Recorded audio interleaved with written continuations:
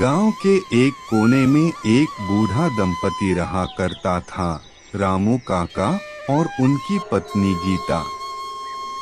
उम्र के उस पड़ाव पर थे जहां शरीर साथ नहीं देता और जेब में ज़रूरतें ज्यादा होती हैं। दोनों की झोपड़ी टिन की चादरों और लकड़ियों से बनी थी, टेढ़ी मेढ़ी पर एक घर जैसी अपनी सी। रामू काका का कोई बेटा नहीं था, ना कोई रिश्तेदार जो हालचाल पूछे। गीता बीमार रहती थी, पुरानी खांसी, गठिया और अब तो आंखें भी धुंधली हो गई थीं। दोनों को जो थोड़ी बहुत पेंशन मिलती, उसी से नमकरोटी का गुजारा चलता। कभी कभी रामू गांव के खेतों में मजदूरी करता तो थोड़ा अनाज अलग से मिल जाता। गांव में सब जानते थे कि रामू और गीता कितने मजबूर हैं, लेकिन व्यस्त जिंदगी में दया भी एक बोझ लगती है। किसी के पास समय नहीं था रुककर हाल पूछने का। फिर आया मानसून। काले बादल छाए, ठंडी हवाएं चली और रामू की झोपड़ी कांपने लगी। पहली ही बारिश में छत से पानी टपकने लगा। गीता खांसते हुए बोली, अजी सुनते हैं, मुझे नहीं लगता इस बारिश हमारी झोपड़ी बच सकेगी। रामू ने हंसने की कोशिश की।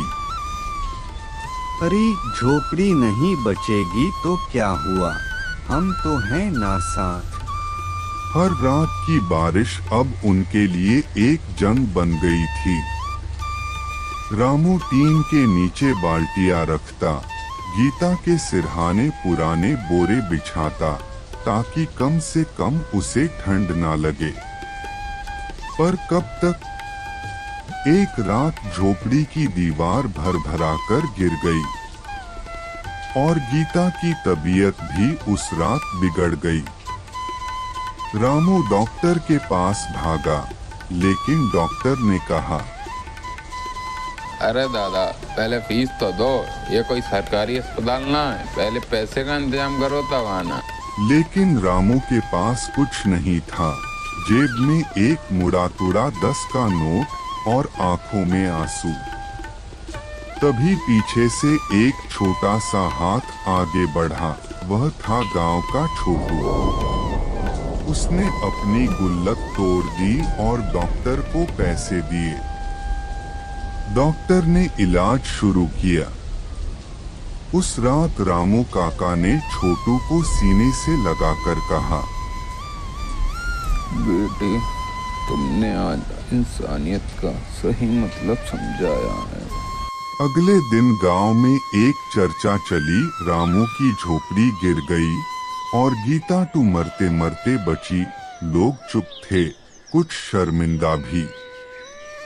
गांव के मास्टर जी ने एक विचार रखा, क्यों न हम सब मिलकर रामू की झोपड़ी फिर से बनाएं।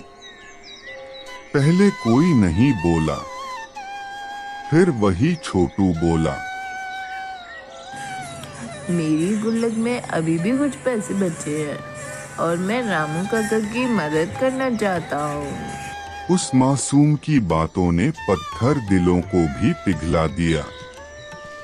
लोग आगे आए, कोई लकड़ी लाया, कोई टीन, कोई मजदूर बुला लाया। हफ्ते भर में रामू की नई झोपड़ी बन गई, मजबूत, साफ और प्यार से भरी हुई। गीता की तबीयत भी ठीक होने लगी। गांव के चौधरी, जो कभी सिर्फ अमीरी दिखाते थे, अब खुद खाना लेकर आए।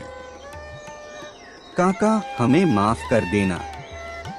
हमें अब समझ आया कि दूसरों के दर्द को समझना सबसे बड़ी दौलत है। रामू की आंखों में आंसू थे, लेकिन इस बार ये आंसू दुहक के नहीं, कृतज्ञता के थे। उन्होंने सबके सामने हाथ जोड़कर कहा, हमारे पास कुछ नहीं था, पर आज हम सबसे अमीर महसूस कर रहे हैं, क्योंकि इंसानियत आज भी जिंदा है, बस उसे जगाने के लिए एक छोटा सा दिल चाहिए। इस कहानी से हमें यह शिक्षा मिलती है कि झोपड़ी गिरी थी, लेकिन भरोसा बना रहा, और जब भरोसे में इंसानियत मिल जाए तो जिंदगी फिर से मुस्कुराने लगती है। अगर आपको ये कहानी पसंद आई तो वीडियो को लाइक करें, ऐसी और वीडियो देखने के लिए चैनल को सब्सक्राइब करें।